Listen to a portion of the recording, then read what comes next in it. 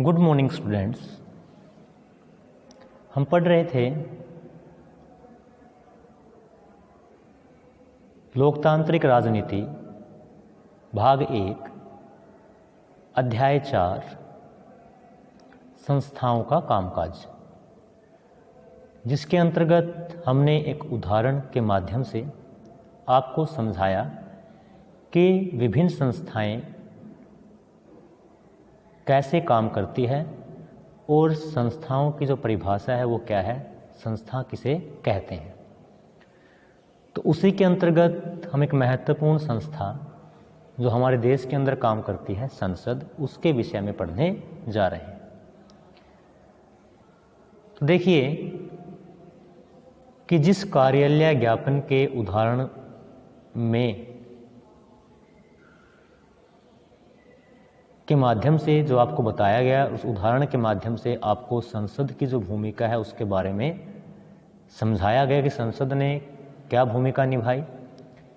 चूँकि यह फैसला संसद ने नहीं लिया था, लिहाजा आपको लग सकता है कि इस फैसले में संसद की कोई भूमिका नहीं थी, क्योंकि संसद के द्वारा ये फैसला नहीं लिया गया था। लेकिन पहले हम कुछ घटनाओं पर नज़र डालकर देखते हैं कि क्या उनमें संसद का कहीं कोई जिक्र था। अब जो घटनाएं इसके अंतर्गत घटित हुई है तो उसमें देखते हैं कि क्या संसद की कहीं पर कोई भूमिका थी।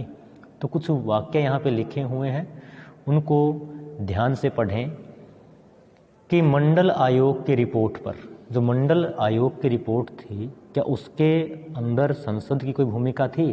क्या भारत के राष्ट्रपति ने इसका डैश जिक्र किया था? क्या इसके अंदर कोई संसद की भूमिका थी? तो ये जो संसद की जो भूमिका थी उसके बारे में विस्तार से हम जानने का प्रयास करेंगे। यह फैसला सीधा संसद ने नहीं किया था, लेकिन इस रिपोर्ट पर संसद में हुई चर्चा से सरकार की राय प्रभावित हुई थी। इसकी वजह से सरकार पर मंडल आयोग की सिफारिश पर कार्यवाही करने के लिए दबाव पड़ा था। सरकार मजबूर हुई थी मंडल आयोग की रिपोर्ट को लागू करने के लिए।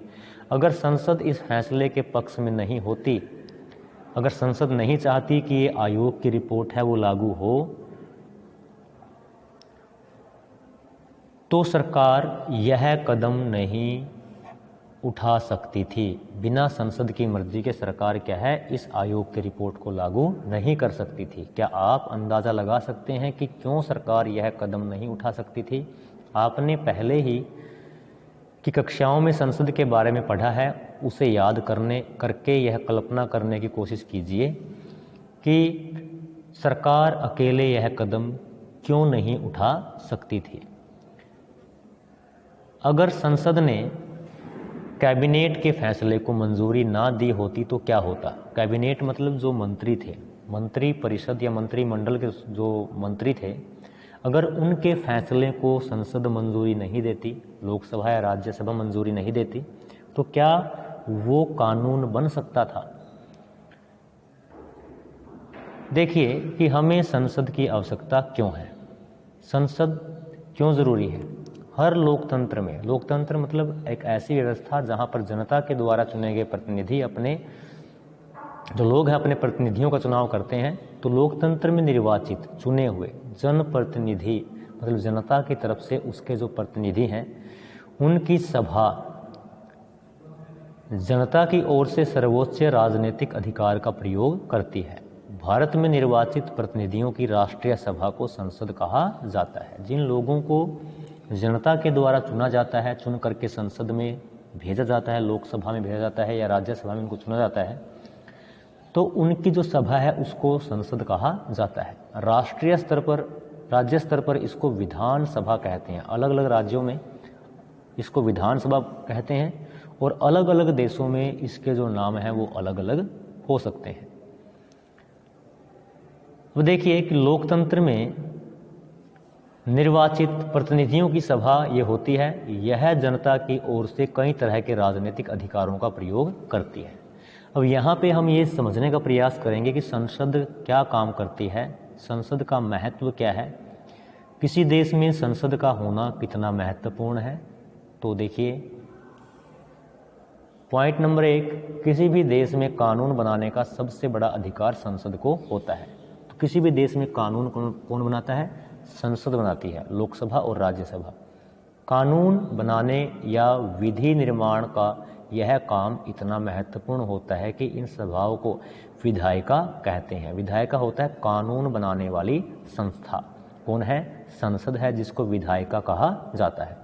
दुनिया भर की संसदें नए कानून बना सकती है। संसद क्या कर सकती है? नए कानून बना सकती है, या जो मौजूदा कानून हैं उनके अंदर संशोधन या परिवर्तन कर सकती है, बदलाव कर सकती है, या जो मौजूदा कानून हैं उनको ख़त्म कर सकती है। जैसे धारा 370 है, वो हटाया गया है भारत से।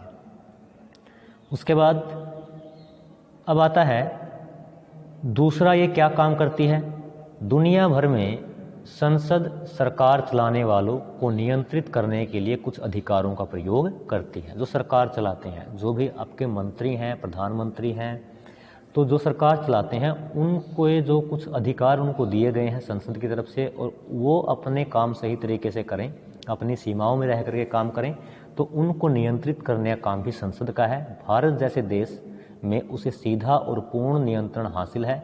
संसद के पूर्ण समर्थन की स्थिति में ही सरकार चलाने वाले फैसले कर सकते हैं। अगर संसद के सभी सदस्य किसी भी विधेयक, चाहे लोकसभा के अंदर हो या राज्यसभा के अंदर, अगर आधे से अधिक जो सदस्य हैं अगर उसके पक्ष में है, तभी क्या है, सरकार फैसले ले सकती है, और नहीं तो सरकार क्या है, संसद के बिना फैसले नहीं ले सकती। तो कोई महत्वपूर्ण फैसला है वो संसद के अंदर ही लिया जाता है। सरकार अकेले वो फैसला नहीं ले सकती, वो संसद में, लोकसभा और राज्यसभा के अंदर उस फैसले को लिया जाता है। तीसरा क्या है कि सरकार के हर पैसे, सरकार के पास जितना भी पैसा होता है, जो भी लोगों से टैक्स के रूप में, कर के रूप में सरकार इकट्ठा करती है, हर पैसे पर संसद का नियंत्रण होता है। अधिकांश देशों में संसद की मंजूरी के बाद ही सार्वजनिक पैसे को खर्च किया जाता है। तो आपने देखा होगा कि संसद के अंदर क्या है, जो आपका बजट है, देश का बजट है, वो पेश किया जाता है कि कितने पैसे किस क्षेत्र में खर्च करने हैं, उद्योगों पे कितने करने हैं, कितने। सरकार क्या करती है, अपना पूरा 5 साल का एक जो बजट है वो पेश करती है, और उसके बाद क्या है, वो पैसे की मंजूरी है वो संसद से मिलती है कि इतना पैसा है वो मंजूर हुआ है, वो बजट पास हो जाता है, और उसके बाद क्या है, सरकार उस पैसे को प्रयोग करती है। कहने का मतलब क्या है कि सरकार बिना संसद के देश के अंदर जो पैसा है उस पैसे का उपयोग भी नहीं कर सकती है। तो आगे है कि सार्वजनिक मसलों और किसी देश की राष्ट्रीय नीति पर चर्चा और बहस के लिए संसद ही सर्वोच्च संघ है। अगर किसी सार्वजनिक मसले, मतलब ऐसा कोई मामला जो सभी से जुड़ा हुआ हो, पूरे देश से जुड़ा हुआ हो, या किसी देश की कोई राष्ट्रीय नीति है, तो उस पर चर्चा, या कोई विदेश नीति है उसके ऊपर चर्चा और बहस करने के लिए संसद के अंदर ही ये सब होता है। और संसद किसी भी मामले में सूचना मांग सकती है। कोई भी मामला है, कोई भी विवाद है, तो उसके विषय में जो संसद है वो सूचना मांग सकती है। उसके बाद आता है कि संसद को 2 सदनों में बांटा गया है। संसद के 2 सदन होते हैं, लोकसभा और राज्यसभा। चूंकि आधुनिक लोकतंत्रों में संसद बड़ी महत्वपूर्ण भूमिका निभाती है, लिहाजा अधिकांश बड़े देशों ने संसद की भूमिका और अधिकारों को 2 हिस्सों में बांट दिया है। इन्हें चैम्बर या सदन कहा जाता है। जैसे हम बात कर रहे थे, संसद के सदन कौन कौन से, लोकसभा और राज्यसभा। तो सदन किसे कहते हैं कि बड़े देशों में संसद की जो भूमिका और अधिकार है ना, उनको 2 हिस्सों में बांट दिया जाता है, जिनको सदन या चैम्बर कहा जाता है। पहले सदन के सदस्य आमतौर पर सीधे जनता के द्वारा चुने जाते हैं। जो पहला सदन है, जिसको हम लोकसभा कहते हैं, तो उसके जो सदस्य हैं उनको हम MP बोलते हैं, मेंबर ऑफ पार्लियामेंट, है ना, संसद के सदस्य। तो उनको सीधे जनता अपने वोट के अधिकार के द्वारा उनका चुनाव करती है, और जनता की ओर से असली अधिकारों का प्रयोग वही लोग करते हैं। दूसरा क्या होता है, दूसरे सदन के जो सदस्य हैं वो अमूमन परोक्ष रूप से चुने जाते हैं, यानी इनडायरेक्ट रूप से, अप्रत्यक्ष रूप से उनका चुनाव होता है। लोगों ने जिन लोकसभा सदस्यों का चुनाव किया है वही सदस्य क्या करते हैं, राज्यसभा के जो सदस्य हैं उनका चुनाव करते हैं और कुछ विशेष काम करते हैं। दूसरे सदन का सामान्य काम विभिन्न राज्य, क्षेत्र और संघीय जो इकाई हैं, जो संघीय क्षेत्र है ना, उनके हितों की निगरानी करना होता है। संघीय क्षेत्र कैसे, जैसे हमारे जो हमारे यूनियन टेरिटरीज हैं जो हमारा जैसे अंडमान निकोबार द्वीप समूह है, लक्षद्वीप है, चंडीगढ़ है ना, नई दिल्ली है, तो इन संघीय इकाइयों के हितों की निगरानी करना है ना, और विभिन्न जो राज्य हैं उनका सामान्य जो कामकाज है उसको देखना है ना, तो ये सब काम करता है राज्यसभा। हमारे देश में संसद के 2 सदन हैं।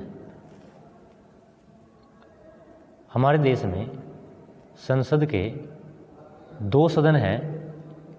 एक तो है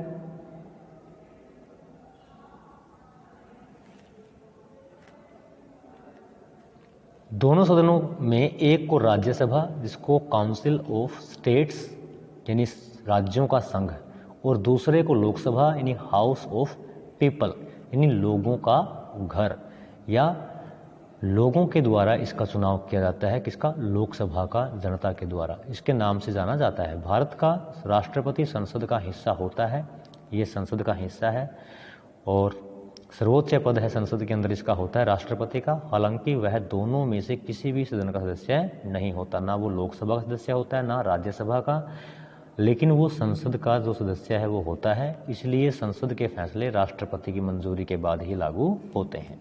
जब किसी भी विधेयक के ऊपर लोकसभा से पास होकर के जब वो विधेयक राज्यसभा में जाता है, फिर राज्यसभा से पास होकर के वो राष्ट्रपति के पास सिग्नेचर के लिए जाता है, तो राष्ट्रपति अगर उसके ऊपर सिग्नेचर कर देता है तो उसके बाद क्या है, कोई भी विधेयक है वो कानून में परिवर्तित हो जाता है, या कानून में बदल जाता है, या कानून बन जाता है।